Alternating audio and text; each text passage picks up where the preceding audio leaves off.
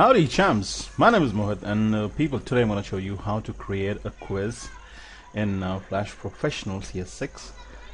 In this quiz people, I made sure that it's a timed thing, which means that we have a time limit set to answer the questions. In this example I've used 3 questions. Of course you can use many more, and I've set a time limit of 30 seconds, but again the time limit is something that you can increase or decrease. The number of questions is something that you can increase or decrease. I've just used 3 questions for the sake of this example, to show you how things actually work.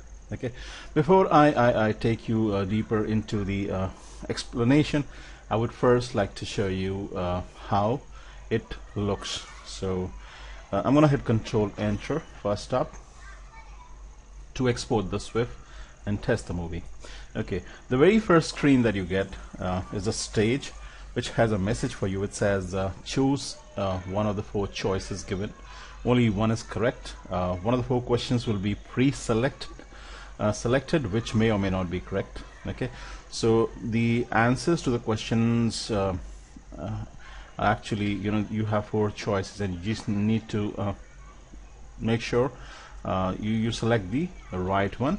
One will be automatically selected, but then of course you're allowed to change, because that option may or may not be correct, and you get 10 points for a right answer, nothing for a wrong one.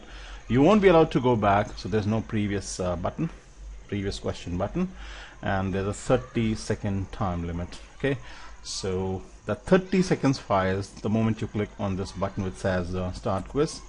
Okay, now this is the first question, and down here at the bottom people, you can see that the timer has fired and the score up front is actually 0. Okay, the first question says which of the following software uses ActionScript 3. That's a simple one, that's Flash, right? So next question, and you can see a smiley come up out here. Which is not an Adobe software? CorelDRAW. And which software helps you write HTML CSS code? That's Dreamweaver.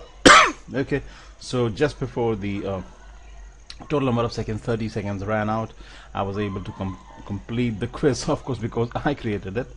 Anyways, so a total score of 30 out of 30 and a thumbs up all along. Alright, let's say let me hit Control Enter once again to render out and test it once again. So let's start the quiz, and let's say I choose a wrong answer. So let's say Fireworks uses ActionScript 3, which of course it doesn't. And you can see this time the smiley is not happy with me, so it gives me a thumbs down, a glum, sad face. Let's check out another wrong answer. So let's select another wrong answer. Again that glum face, and again a wrong answer, again that glum face, and scored 0 of 30. Okay, let's hit Control Enter once again. This time people, let's start the quiz. Let's say Flash. Okay, let's say CorelDRAW, but then again let's say I'm pondering, thinking which software helps you write HTML CSS code. Oh, is it Dreamweaver or Flash or Photoshop or After Effects? And I'm thinking too long, pondering, and I don't realize, but the timer is about to run off. So I'm about to be timed out. Let's see what happens then. So oops, you see the stipulated 30 seconds ran out, and it automatically took me to the 3rd frame, or the 3rd question. It took me out of the 3rd question and onto the last frame, where I get my total score. Of course it gives me a smiley because the program has been made in such a way where even if you answer 2 out of the 3 questions, you get a smiley. There's no time remaining, right? So that's my total score. So this is the way this quiz actually works. Let's now dive inside the actions panel, the stage, the timeline, and let's understand each and every component. Right. Okay, people, you see there are 5 frames, 1, 2, 3, 4, 5, and there are 5 layers. So actually there's a lot of ActionScript that I had to write, so I don't think so I really want to reconstruct the code. Moreover, this is not a very simple task.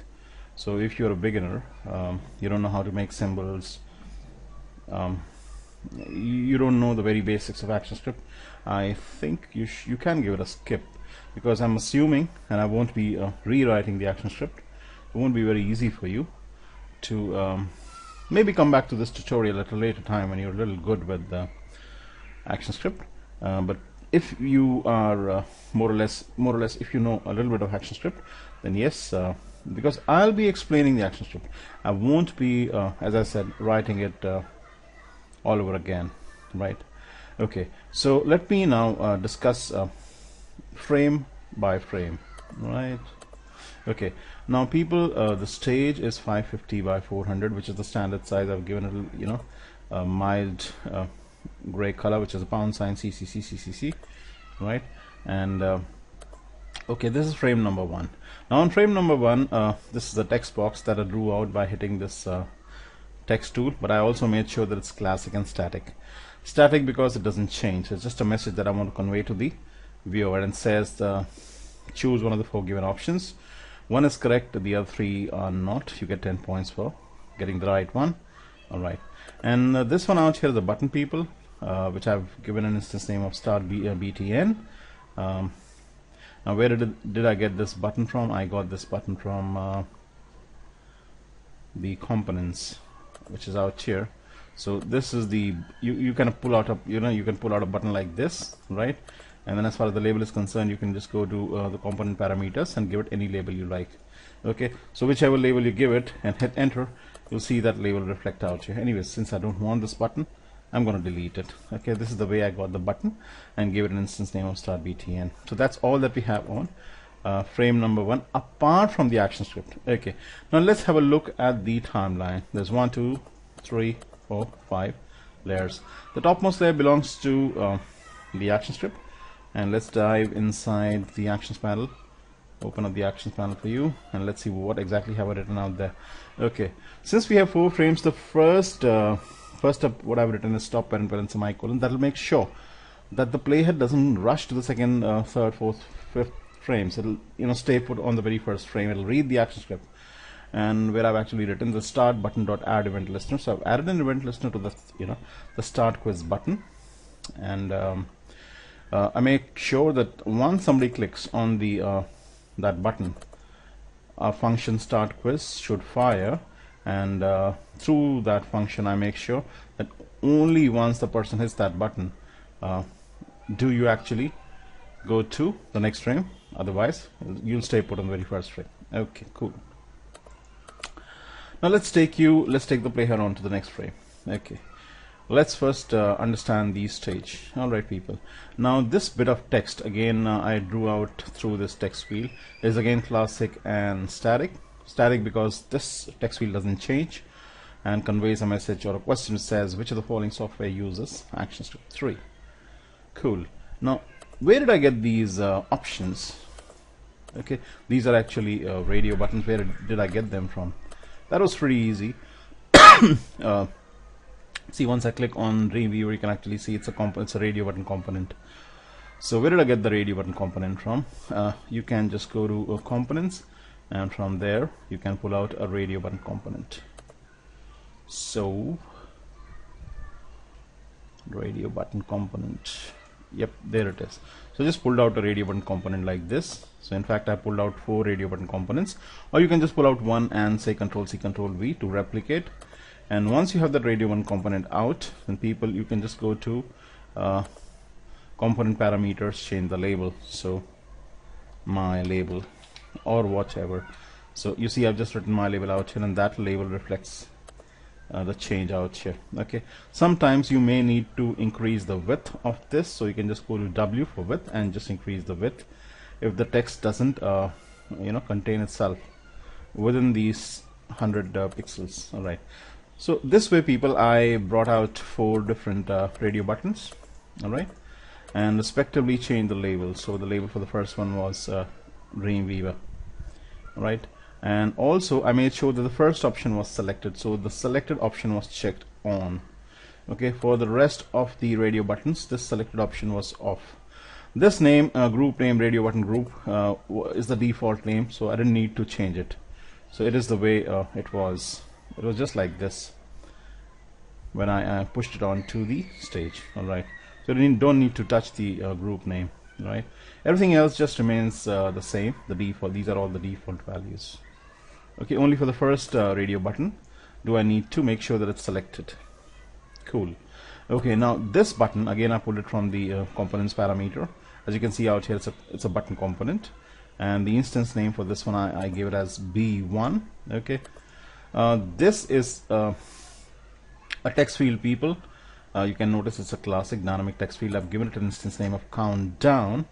Okay, and it's only on the second frame, not on the very first frame. Okay, so it's there on the second frame, the third frame, the fourth frame, and the fifth frame. It's not there on the very first frame.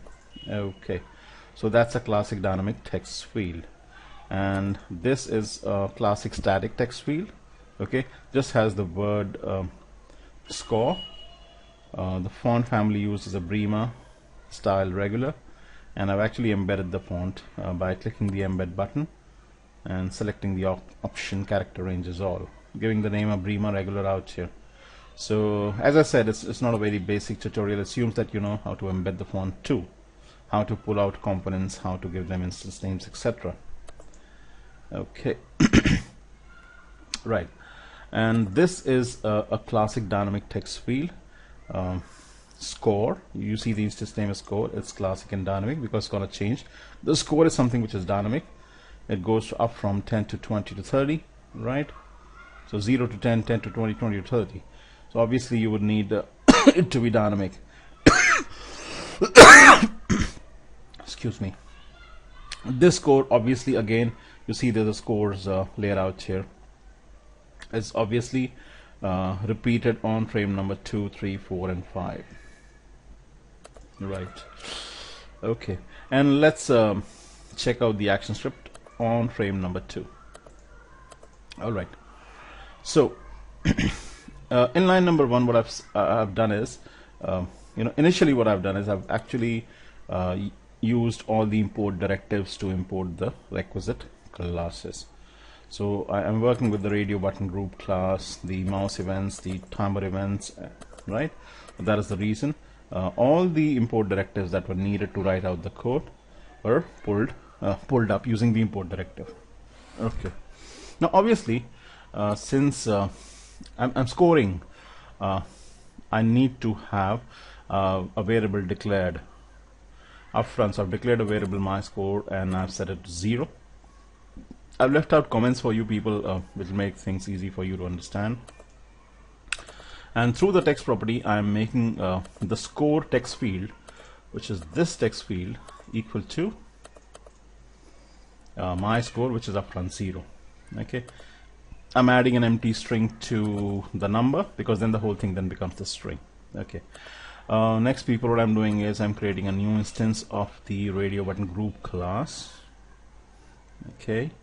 So the name of the variable is my group 1, and the radio button group, I'm calling it group 1. So this is the syntax to create a new instance of the radio button group class. Declare a variable, give it the type radio button group, and then give it the name out here. So that's group 1. Next, let me tell you, this radio button group has been given an instance name of A1. This is A2. This is A3, and this is A4. And what I'm doing out here is I'm making sure that all these radio buttons through the the group property, I'm setting the group for all of these radio buttons equal to my group 1, which is the group that I created out here in line number 12. Okay, so I'm telling Flash that all of these radio buttons actually belong to one group. They are a part of the same group, which is group 1. Yeah, my group 1. So they just letting Flash know all these 4 radio buttons belong to the same group. Okay, next I'm adding an event listener to B1. Now B1 is the instance name of this button, which is a button component pulled out from the components panel. Okay, I'm adding an event listener to it, and when somebody clicks this button, I would want a function called quizhandler1 to fire. And what happens then, once somebody clicks on this button, Flash will check that if the the radio button of the group my group 1 has a label of Flash. If it has, then we need to increment the score by 10. So my score plus is equal to 10. That'll take up the score from 0 to 10, and then we need to go to the next frame. At the same time, the smiley dot visible should be set to true. Now what is smiley? Okay, let me tell you. For that I need to go on frame number 3. Okay, the smiley is not there on frame number 1 or 2, it's there on frame number 3. And notice out here, this is a smiley symbol. Okay, you can see it's a movie clip and has an instance name of smiley, underneath which you see it has a glum smiley or a sad smiley, right? And which is not a symbol though, it's just a bitmap image, but that's okay. Okay, right. So what happens is, on frame number 2, if the answer is correct, I'm going to frame number 3 through the next frame inbuilt method, inbuilt function, and then I'm making sure that the smiley should be visible. Okay, but if the answer is wrong, again I am supposed to go to the third frame through the next frame inbuilt function, but the smiley should not be made visible. It will disappear and the glum face will show up. Right. At the same time, people, on frame number 2, I'm firing off a 30-second timer. I'm declaring a variable, my timer, data typing it to timer, is equal to a new timer where the delay has been set to 1000 milliseconds. And I'm adding an event listener to this variable, my timer. So every time 1 second elapses, I want a function countdown handler to fire, and what that does is that's responsible for displaying the countdown timer. Actually, if you notice, this countdown, a classic dynamic text field, is present. You see this is on layer number, the bottommost layer, timer layer, and it's present on the second, third, fourth and fifth frames. Okay, so this is responsible for displaying a text message which is equal to 30 minus my timer dot current count. So my timer dot current count is 1, then 2, then 3, then 4, then 5, etc. So which cycle of timer we are into right now, plus s remaining, which is seconds remaining. So that text field is going to display how many seconds are remaining. So it will go down from 30, 29, 28, 27, 26, 25, etc. So that's the countdown timer that's coming from out here. Okay, so countdown is the name of the text field, text property, which is I made equal to 30, total number of seconds available, minus my timer dot current count, which is going to go up from 1, 2, 3, 4, 5. So 30 minus 1, 30 minus 2, 3, 4, 5, 6, etc.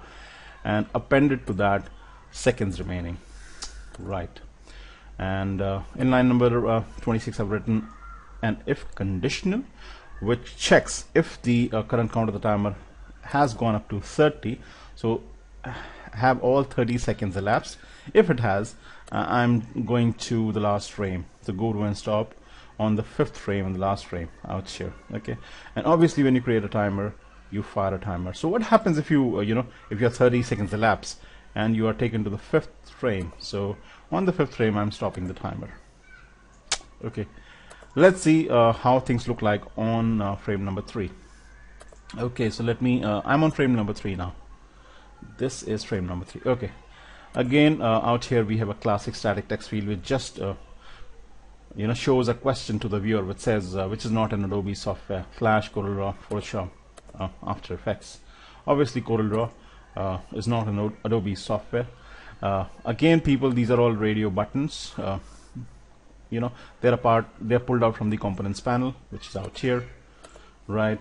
Again, I've changed the labels by going to component parameters and changing the labels from here. So the label for the first one is Flash, for the second one is CorelDRAW, Photoshop, After Effects, etc. This button has again been pulled out from the button components, has been given an instance name of B2. In the earlier frame it had an instance name of B1 if you remember, and this is the countdown text field which is going to show the total number of seconds remaining.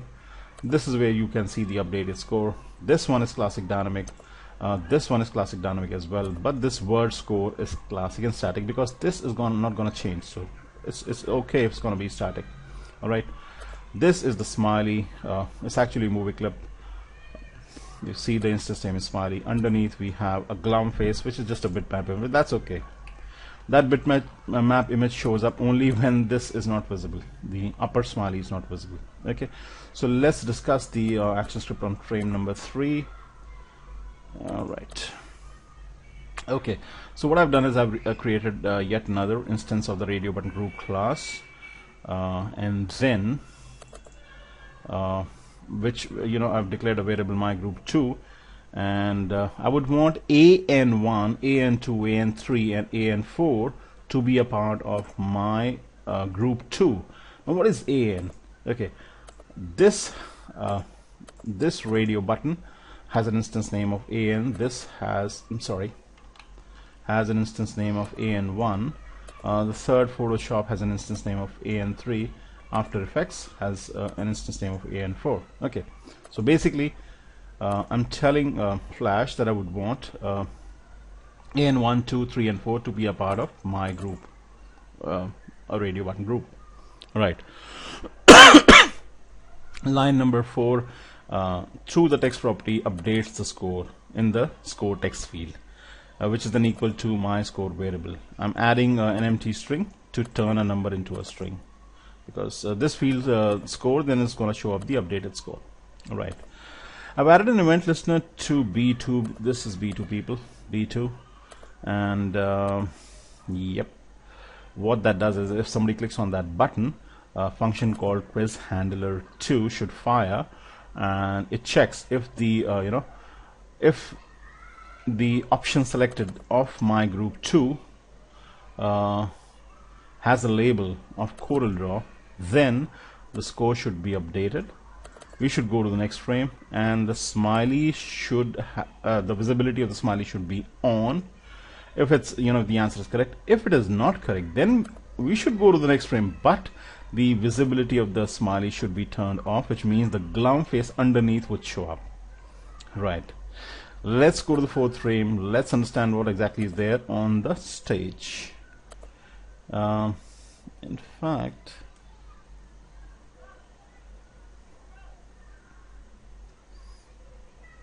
did I discuss the 3rd or the 4th frame with you? Nevertheless, really doesn't matter. So let's discuss the 4th frame now. Maybe I'm repeating my explanation, but things are more or less the same on the 3rd and the 4th frame. Okay, so there's the question. Classics. It's a classic static text. These are the the radio. In fact, yes, I discussed the 3rd frame with you. I was right. Okay, so these are the radio buttons. Have an instance name of ANS2, ANS1, ANS2, ANS answer, that is answer 3 and answer 4, ANS4. Okay, this is a button pulled out from the components panel, has an instance name of B3. Again, this the smiley with the same arrangement, the glum face underneath. Okay, this is the score text field, this is the countdown text field, this is again a classic static text field, doesn't change. Okay, the action script would be quite similar, people. This time I shouldn't have any difficulty explaining it to you. So another radio button group created, pushed it inside a variable my group 3. Then we make sure all the radio button components ANS1, 2, 3 and 4 belong to the same group, my group 3. Here we update the score. In the score text field, we add an event listener to B3, which is this. Okay, and if somebody clicks on B3, I would want a function quiz handler 3 to fire. What that does is checks if the answer is dreamweaver. So my group 3, if the selection of which has a label of Dreamweaver, then update the score by 10, increase it by 10, increment it by 10, go to the next frame. This time the smileys don't come into question. So no matter if the answer is right or wrong, we are supposed to go to the next frame through the next frame inbuilt function. But if it is correct, I want the variable my score to go up by 10.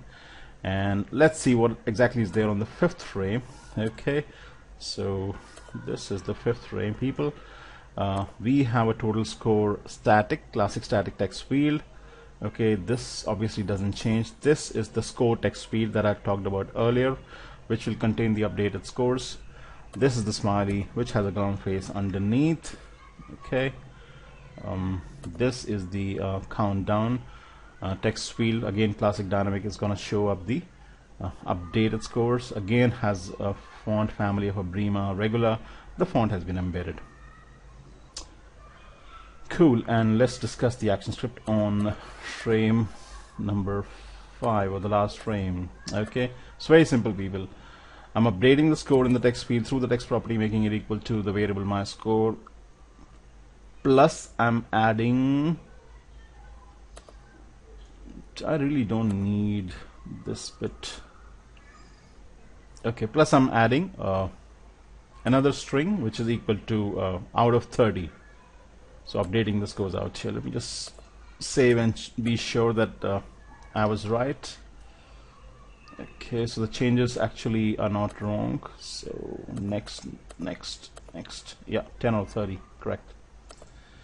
Okay, so updating the score in line number 1, and I'm using an if condition which says if my score is greater than or equal to 20. So if 2 out of the 3 answers are right, the smiley should give you a thumbs up, so it'll be smiling it back at you. Otherwise the smiley will disappear, showing the underneath glum smiley, or the sad smiley.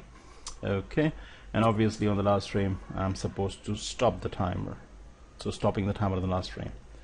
Okay, so people, I know a lot of steps involved, a lot of action script involved, but the good news is that this project is available as a free download from my website, http://quality-net/downloads. So you can pull it from there, and then accordingly you can make your changes. You can add many more questions, many more radio groups, and more questions. You can change the timer if you wish. You can make the timer a little faster or slower, whatever. So you can do your modifications after you grab this file from my website, quality-net/downloads. So people, I hope you like this quiz tutorial, and I hope you'll keep coming back for more. You have a good day, guys. Bye bye. Peace.